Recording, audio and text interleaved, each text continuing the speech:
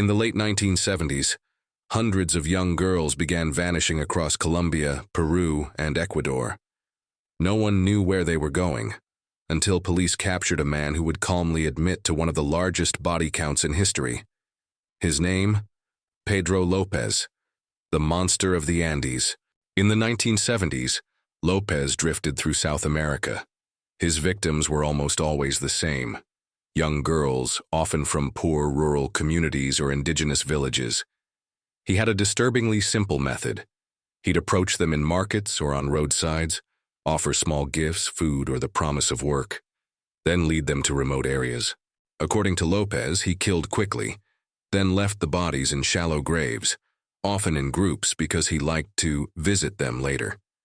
At his peak, López claimed he was killing up to 3 girls a week. Most of these cases went unnoticed at first. The victims' families often had little access to police. But in 1980, everything changed. In Ambato, Ecuador, López tried to lure a 9-year-old girl away from a busy market. Her mother noticed she was missing within minutes and raised the alarm. Locals spotted López with the girl, surrounded him, and attacked. The crowd was furious.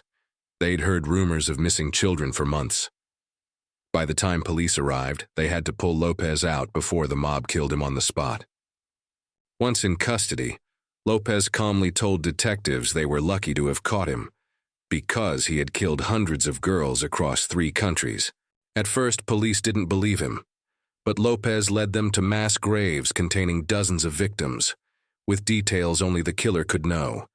They realized they had one of the most prolific serial murderers in history.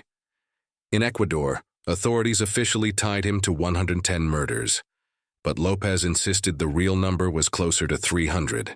He was convicted in 1983, but because Ecuador's laws at the time capped prison terms for murder, López served just 14 years before being released. He was later arrested in Colombia, but was declared insane and sent to a psychiatric facility, which he was released from in the late 1990s. To this day, Pedro López's exact victim count is unknown. Some investigators believe he could be the most prolific serial killer ever. His current whereabouts? Unconfirmed. And here's the question: how does a man linked to hundreds of deaths walk free, even once? Do you think Pedro López is still alive today? Leave a comment below. Thanks for watching.